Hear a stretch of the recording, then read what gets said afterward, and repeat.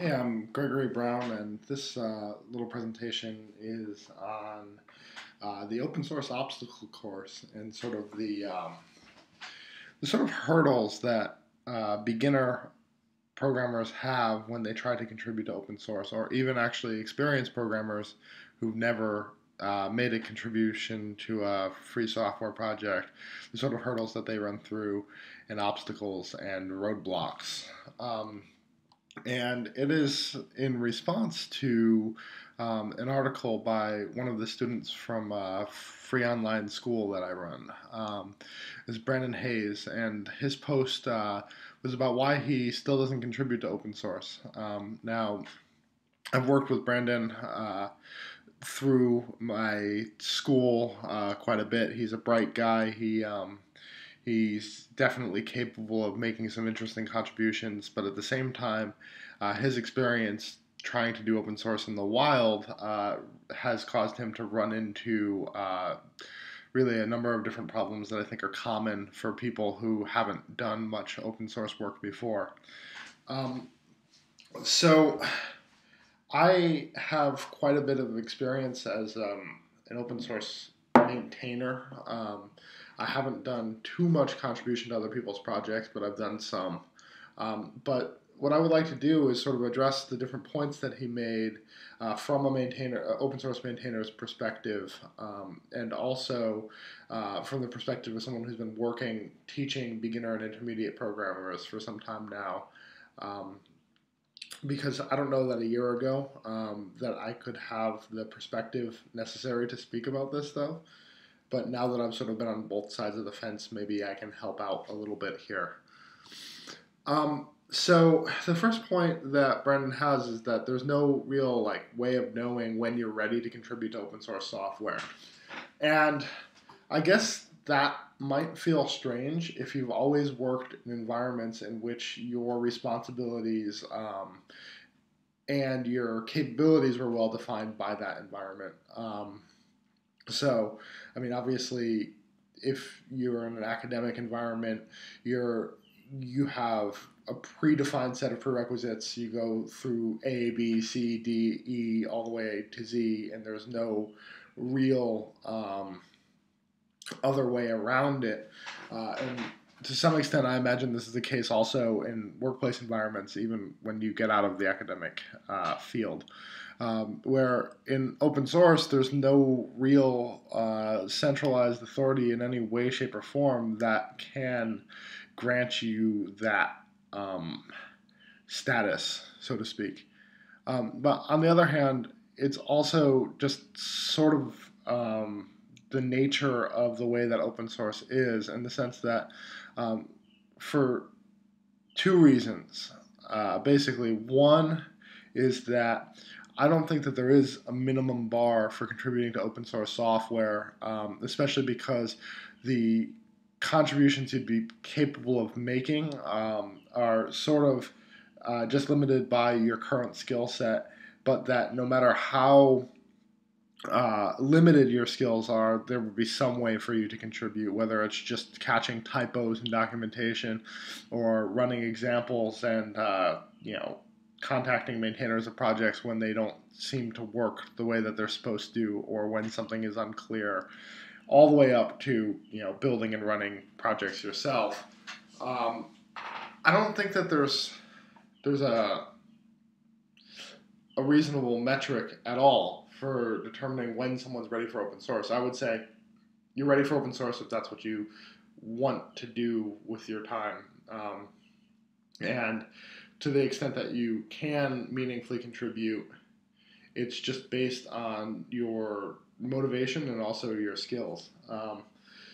But there's another factor to this, which is that not only is it that you probably don't need some sort of stamp saying you're ready to go, it'd be impossible to give people one because the open source environment is so diverse, and it really depends on which project you're working on, in what context. So, unfortunately, there's no way that we could reasonably do this. From speaking from perspective of someone who produces open source, but also that there probably isn't a need for it. It sure would help if there were better resources for how do I get started or what are the basic skills that I need to know. And I think on an individual project basis, it would be great to have that sort of thing. But that sort of bleeds into his next point, which is that it's not obvious where to start. If you haven't made a contribution to open source before, it's very hard to figure out what the right projects to pick would be. And once you do get involved in that project, many projects don't have a clear roadmap. They don't have specific things for you to work on. So it's not clear both what would be the right project for you to work on, and then once you pick that project, what would be the right thing within that project for you to work on.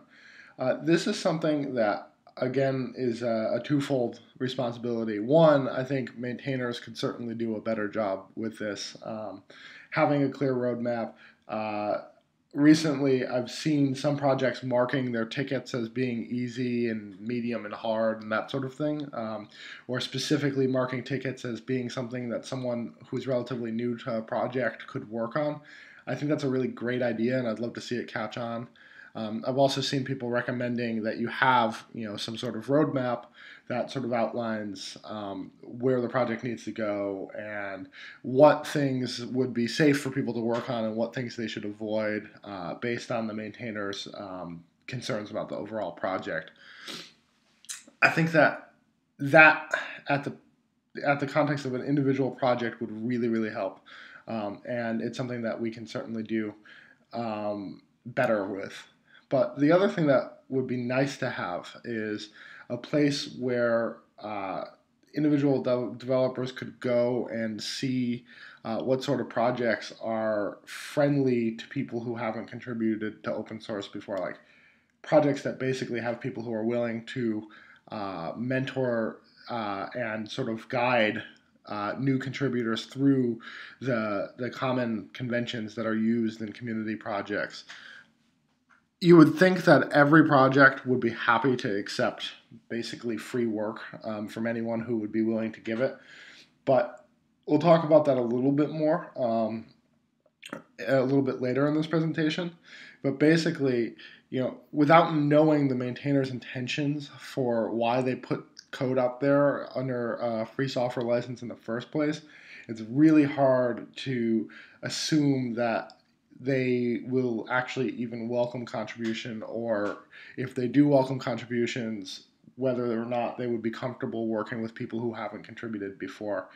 And unfortunately, there isn't a way that you can sort of force the community to, by default, have socially friendly policies about this stuff, though it certainly would be nice if we trended in that direction.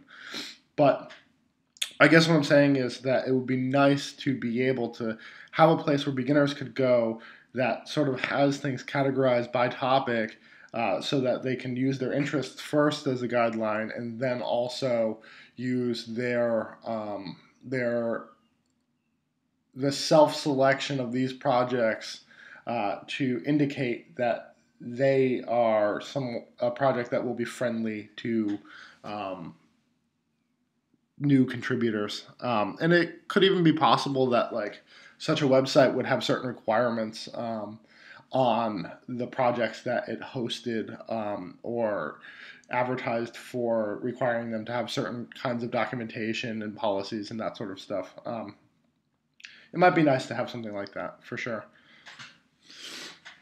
But one thing that I want to point out about this not being obvious where to start, to some extent, it is not as important as you might think, as long as you're willing to go up a couple wrong paths here and there. As you work your way through trying to figure out where you want to get started on open source, it's fine to go down a couple bad roads, in the sense of trying something, finding out it doesn't work, and then trying something else. I think that's totally fine. And if anything, it's something that should not be something that has a stigma attached to it, because to some extent, you really do need to just try a few different things till you find what you like anyway. So, with the absence of a good community level service for this sort of stuff, I would say, start wherever you feel comfortable, and if it doesn't work out, try something else. You could also make use of things like users groups and things like that to talk to people about what they're working on, or find a friend that might be working on something and see if you can get involved in what they've been doing. Any way that you can get yourself in a situation where you have a mentor or sponsor on a project is much better than just showing up and having your first interaction be a pull request. Of course, there's an exception to this, which is sometimes projects do bug mashes or contribution days where they invite people to come and hack on the projects. The maintainers tend to be around to teach people about the projects, that sort of stuff. Those are really great opportunities to dip your toe into the water and know for a fact that the people who are running that sort of thing actually want to help you learn.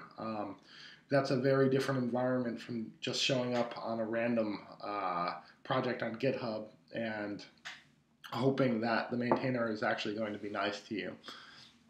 So those are just some suggestions. Obviously, there's some problems that we could fix there, but there's also some things that we're doing that I think address this problem, at least partially. So one thing that is really stressful for new contributors is that most well-run open source projects have a fair bit of expectations for how the patches should be formed.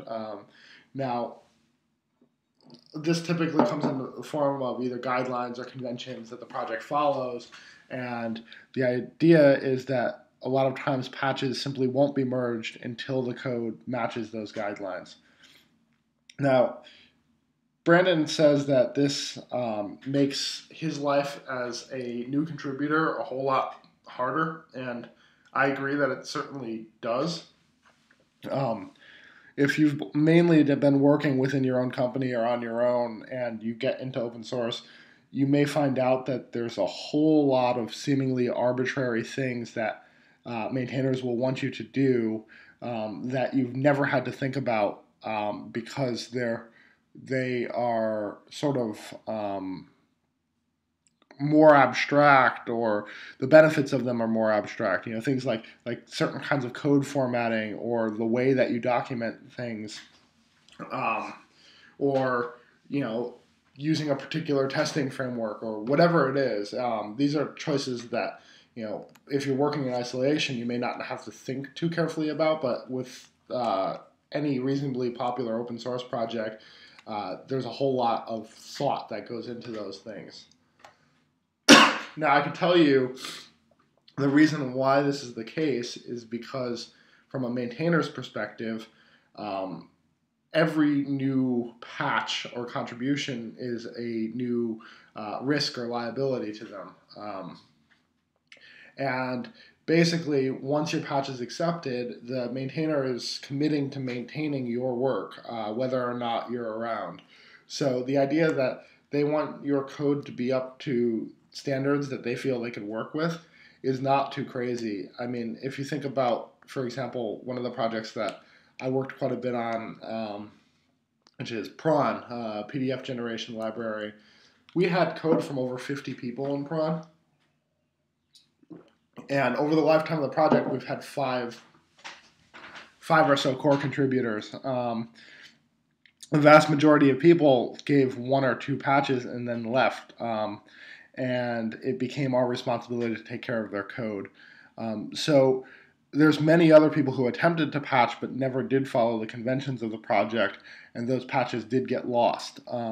We replied to them, we tried to work with the people, but if we couldn't get it to the point where we felt we could maintain it, we rejected those patches. So this one is not easy to solve because it does make it harder for new contributors. But the trade-off is that once someone learns those conventions once, they can continue to work on the project as much as they'd like with no extra work. Whereas if the maintainers are responsible for applying these guidelines and conventions to patches that they've received, well, it really would create a lot of burden for them. It's also important to keep in mind that when you submit a patch to a project, if it hasn't been fixed already by the maintainers, or if it's not on the critical path of the project, odds are your interest or need in that particular fix is greater than that of the maintainer of that project. So even though in your mind you might be doing something really helpful by putting your free time into something and then contributing it back to a project, and you are doing something helpful, you certainly have more invested in your patch than the maintainers of a project would. So how can we make this a little bit better? Well, it's kind of, like I said, hard to say because it's both true that it makes contributors' lives harder and it's very important to make maintainers' lives easier here. I think what would help is having clear and explicit guidelines versus just sort of finding it out on the back end. I saw a talk at Red Dirt RubyConf where they actually recommended putting those guidelines directly into your README so that users know what's expected of them up front. I think that could help for sure. I also think that in the past, I've been really strict about not merging patches unless they were 100% in line with our guidelines. It might be a better practice to sort of accept the patch if it's not completely inappropriate, if there's not huge problems with it. It might be better to accept the patch, apply the fixes to it once, say, look, I did this, this, and this. These are our guidelines. This is what you would need to have done to match those guidelines. When you make future contributions, please follow these guidelines. And then from that point forward, then you could be more aggressive about requiring people to follow those guidelines. But at least then people would feel a sense of success from getting their patches merged. And they would also get a sense of how to do what the maintainer is asking them to do rather than just being pointed at some document and being told to follow the rules. I don't know that will solve this problem, but it certainly might help it. So Brandon also claims that open source is for people who are better at programming, or at least better at this sort of programming than he is. This is probably like the thing that I would be most comfortable just like saying is flat out false on this list of concerns. Now, no matter how skilled or unskilled you are at doing software development, there's always room for contributions. The comfortable path, and a lot of times is you run into a bug on a project, and then you try to come up with an example that reproduces that bug. And if you can come up with a nice example that reproduces it in a fairly simple way, and you drop that into a bug tracker, in my mind, you've made a code contribution to an actual open source project at that point. You've helped the maintainers tremendously just by isolating and reducing a bug report. And in that process, you will learn a lot about how the different things in the code hang together. But from there, you could actually go ahead and write a test. Because going from a reduced example to an actual automated unit test is not that hard. Most of the time it's a matter of just dropping things into the project's testing framework and cleaning it up a little bit, that sort of thing.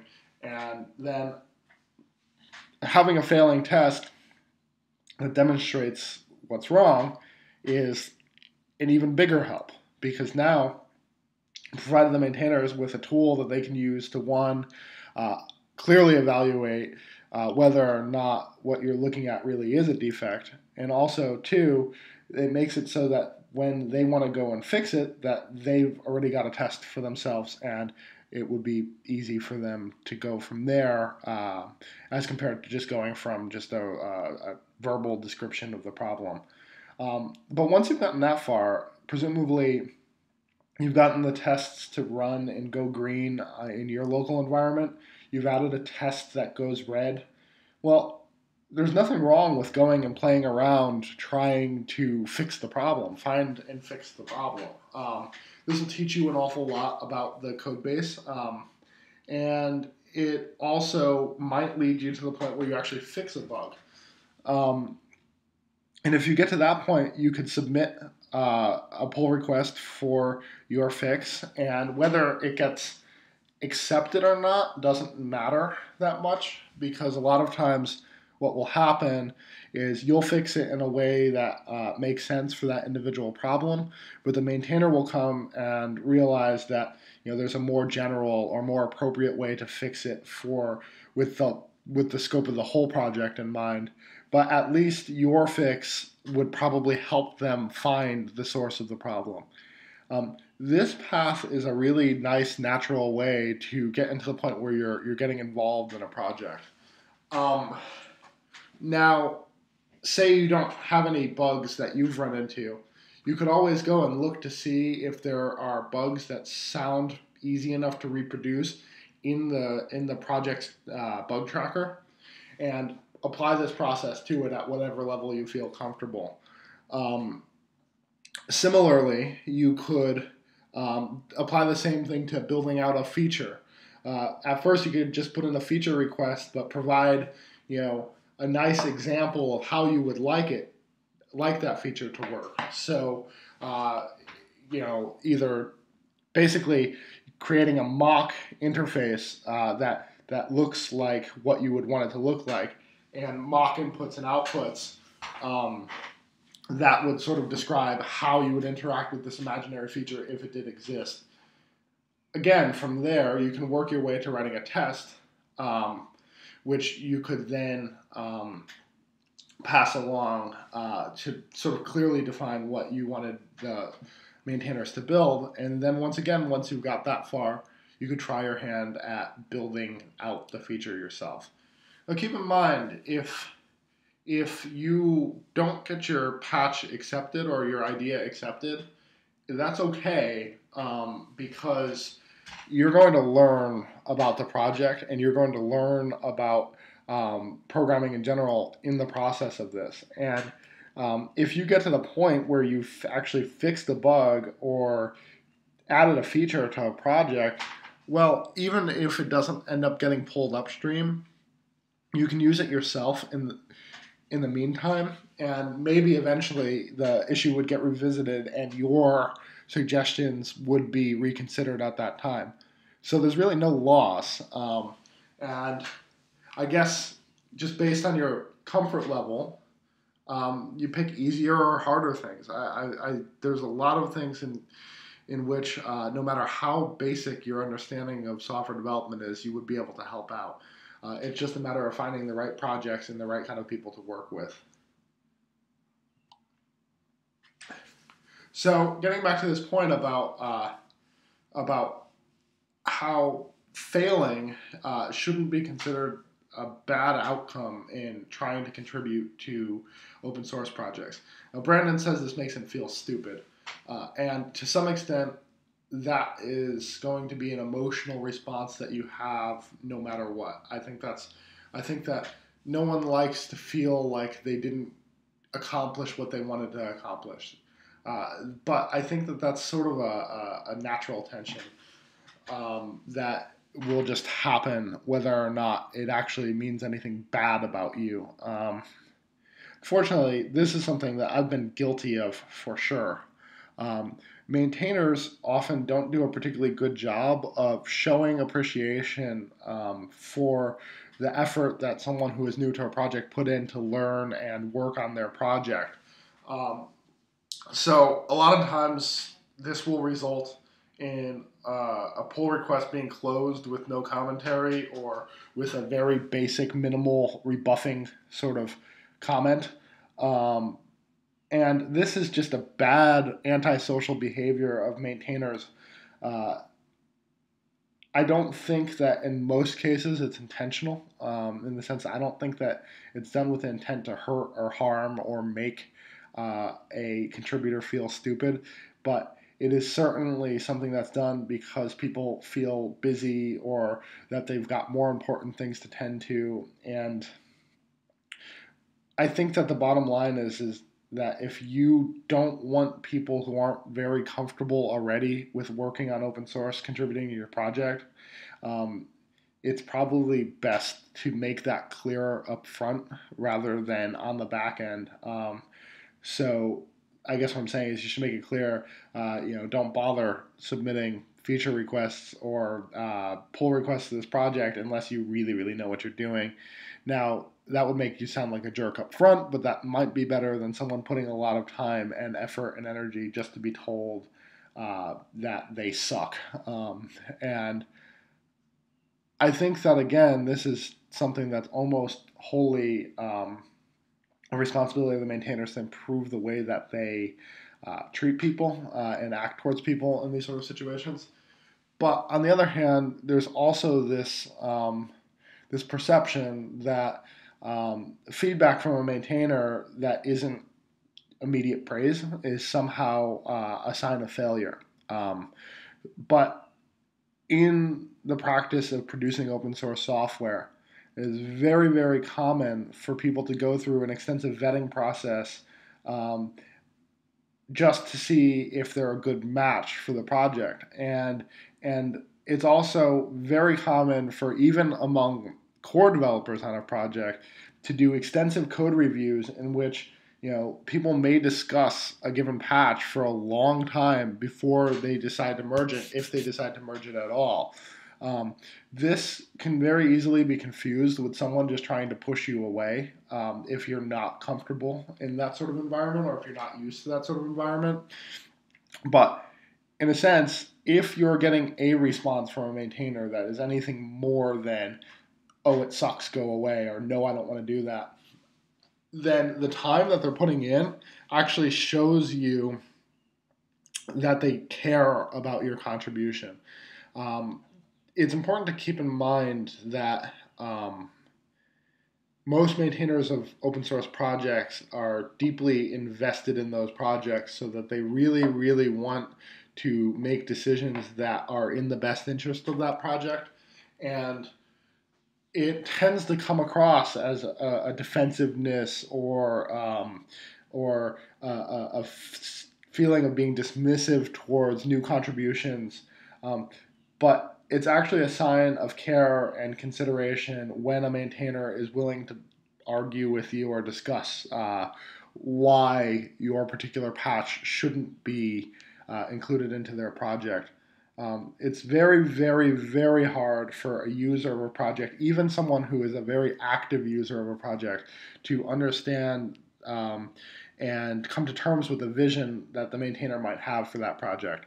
So even sometimes really great features in their own right turn out not to be right for a project, and a lot of times people feel very hurt by that. And I think that we can improve our communication in a big way.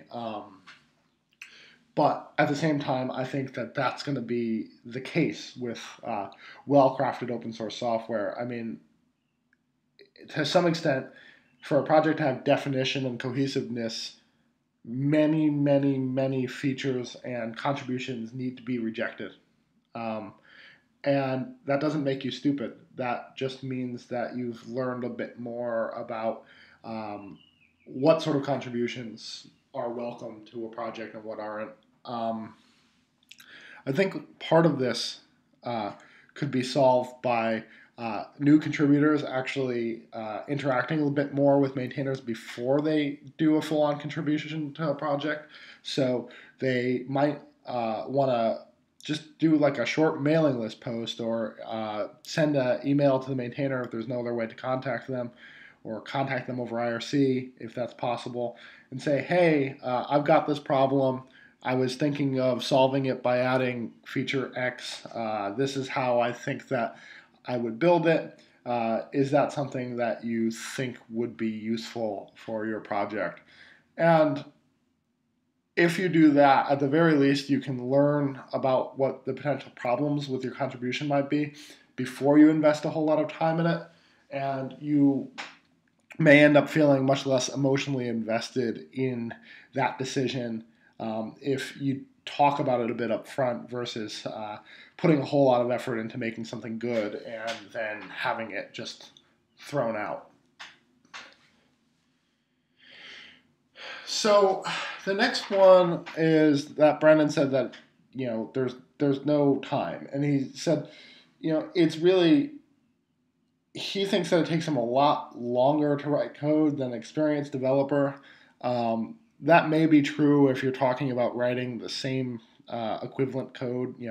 If he and I were working on the same exact project and I was working at my level of experience and he was trying to reproduce what I did, it might take him a whole lot longer than me.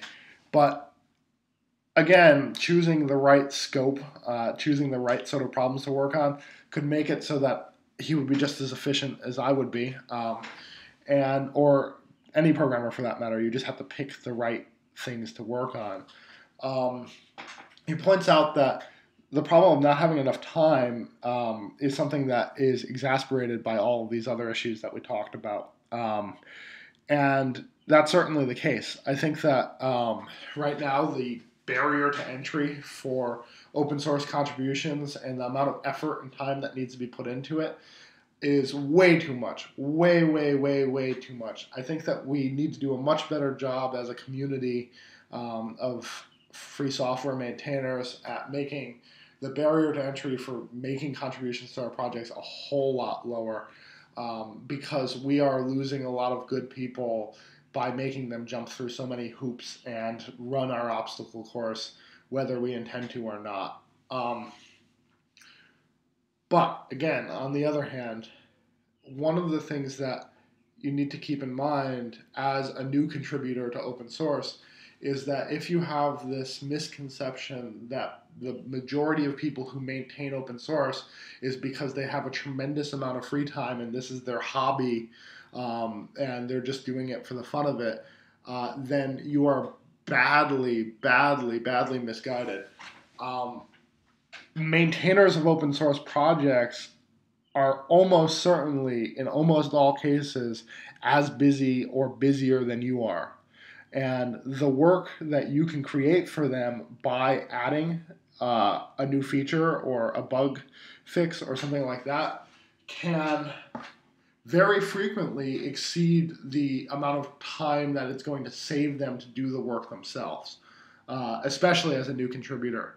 Now, of course, over the long haul, the idea is that your contributions will be worth the effort that you put into it. And I also think that, the idea of having free software projects in which the maintainers educate and help contributors really pays off in the global sense. But since we can't force maintainers to live by certain standards, you can't count on that.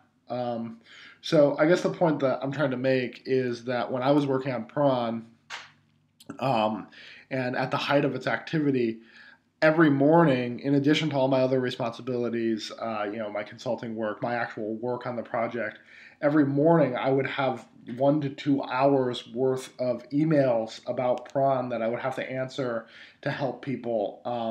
And to prepare a release, if we had a bunch of stuff from contributors and from the rest of our core team, I would lose, an entire day or more preparing a release and the release notes for it. There's a tremendous amount of hidden costs in time that every new contribution to an open source project results in. And so the idea that there's no time for contributing to a project is something that is even more true when you talk about maintaining a project. So does that mean that like we shouldn't do open source? Of course not. What it means is that if you've got only a couple hours of spare time in a week to work on open source, pick things that are appropriately sized for that time. Pick things that are, I would say, pick things that are so small and so simple that you believe that there's no way that you wouldn't be able to do it in that time, and then work your way up from there. Because the worst kind of patch, in my mind, is the kind of patch that comes in and says, hey, I built such and such a thing. If you want it, great. If not, oh well. And then the person goes away. And if I don't respond to them within 15 minutes, or a day or something like that, that person's gone forever. And I can't get my questions answered or work with that person to get their patch accepted. Or I will give them some suggestions and they'll say, oh, I'm too busy to do that. So it's oftentimes that people will come in and give a relatively big patch that does a lot of different things and then just sort of disappear. That is a bad way to contribute to open source. It would be better for you to work on really, really small things that you can see through and put the time into to make sure that it gets either accepted or it becomes clear that it won't be accepted. And again, ultimately, if you're in this just for yourself, you don't need to worry about these things. But if you want your contribution to be accepted, you need to be willing to put in that investment. And again, this process is something that for contributors is a one-time commitment. And then for the maintainers, it's a commitment for the lifetime of the project to maintain that code. So it's worth keeping that in mind. It's worth keeping in mind that open source projects are run by people and contributed by people that have no free time whatsoever in the traditional sense of just doing it for fun. I think a lot of the work on these things is by people who are doing something for a particular purpose, or because they really, really love that particular thing, and that time is precious, both for maintainers and contributors. So the best thing is to, execute small things really well instead of trying to get big things half done, because that sort of stuff has no value to it. The things that have all those loose ends that never get tied up don't do anything good for the community. So Brendan also mentions that he feels like he assumes that people learn this stuff on their own, and that there's not like a support structure for figuring this stuff out. Now, I don't think that this is the case, honestly. I think what the situation is that most open source projects only have a single active maintainer who is responsible for 90% of what goes on in that project. And even relatively popular projects don't necessarily have a vibrant community around it. This is primarily because if someone is working on a project in their spare time, they're spending most of their time on hacking, and community building is a totally separate skill set and a totally separate job that requires a lot of work. Now, most projects do have either mailing lists or IRC channels or whatever, but to very different degrees of activity. It may be the case that there's someone listening on the other end of it, but you don't see that much activity day to day. Or it may be the case that this is something that someone works on, one weekend a month or something like that, and that they're pretty much out of pocket the rest of that time. This might um, this might create the impression of it being a ghost town, and feeling like you're just supposed to figure this stuff out yourself. But I think that the better way to look at it is that you don't necessarily need to rely on the direct community around a project to be able to get support for that project.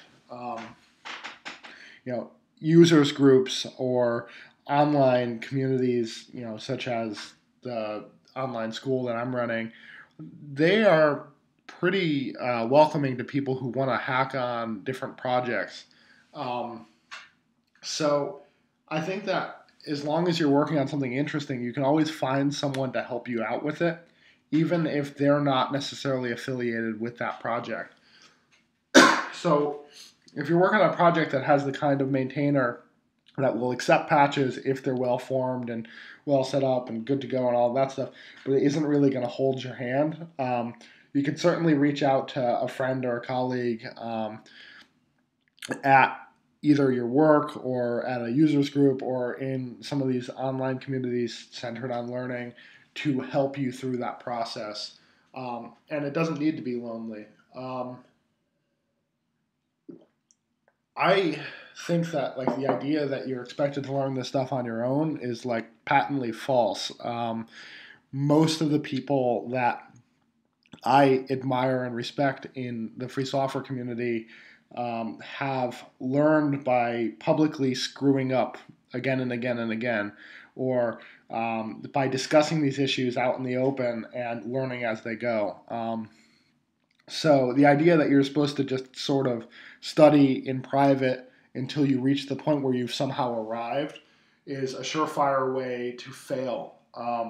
It's sort of similar to the idea of stealth startups and how, while there are some notable exceptions, typically startups that don't talk about their idea, they don't shop it around, they don't share it with others, end up failing because they work in a vacuum, thinking that that will somehow shield them from the downside risk of either someone taking their ideas or typically more likely someone criticizing or refuting their ideas.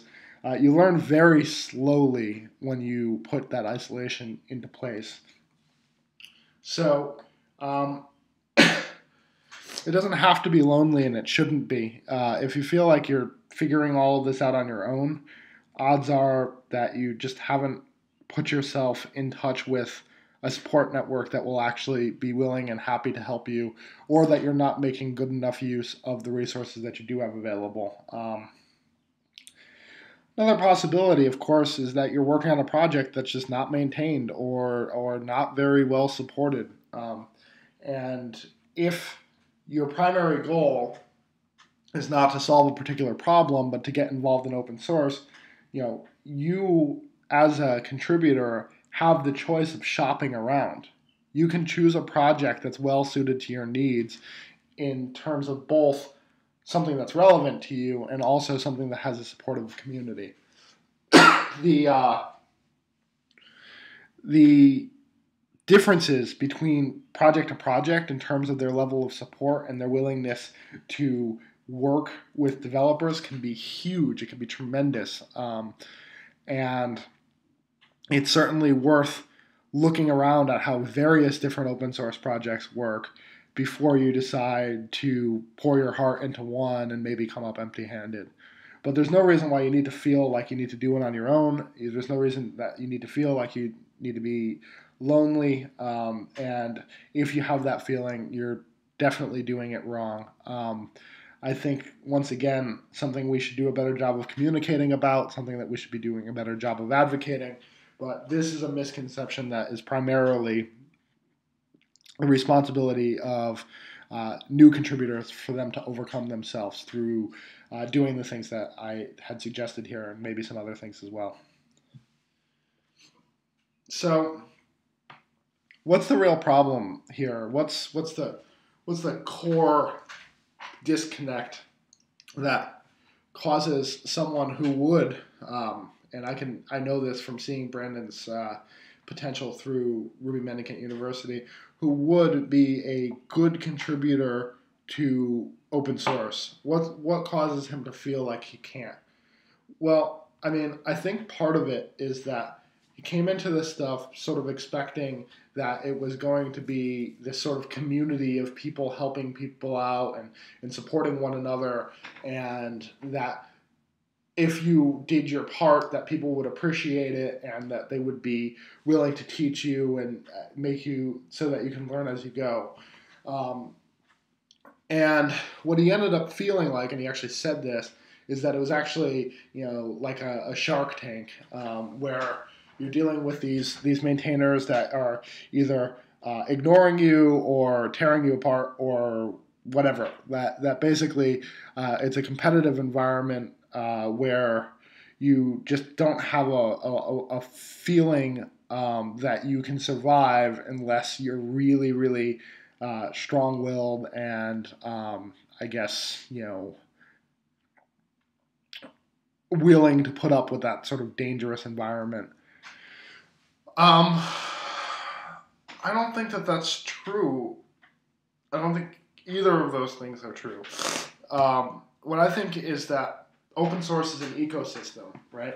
And the practices from project to project certainly influence one another, but they also are sort of their own thing. And each project has its own characteristics, its own set of values, its own culture. And while certainly we need to trend towards the things that make the whole ecosystem better, you get into this stuff and it would be a false conception to think that either all projects are very tremendously supportive and helpful, or that all projects are sort of elitist and dog-eat-dog sort of environments. There's all types. There's everything on either side of that range and everything in between. So what is really necessary is to have someone help you find your way. Users groups are great for that. That's a big part of what we're trying to do at Ruby Mendicant University, which is really what I wish Brandon would have used to help him work through these questions. But part of it is just sort of understanding that there's ups and downs to all of this, and that with a little bit of effort, you'll find a place that's right for you, a place that you feel comfortable, and that it doesn't need to be this sort of death march. It is an obstacle course for sure, but it doesn't need to be something that is so painful. This is a really interesting topic to me and something I care a lot about. So if you want to keep discussing it, please get in touch with me on Twitter. I'm Seacreature there, and I would be happy to keep this going. I will say that I have a whole lot more sympathy towards this problem now that I've spent a lot of time working with new and intermediate software developers, something that in retrospect makes me feel very bad about some of the practices that I had on some of the projects that I maintained. Even if they seemed innocent at the time, I think that I probably turned a lot of people away that could have been good contributors. So if you're a maintainer of a project and you want some advice or help from me with how to make your project more accessible to new contributors, or if you're a new contributor and you want some additional advice or thoughts about how you can get involved with open source without feeling some of the feelings that Brandon has felt here, I'd be happy to talk to you about those things. So thanks for listening, and I hope to talk to you soon.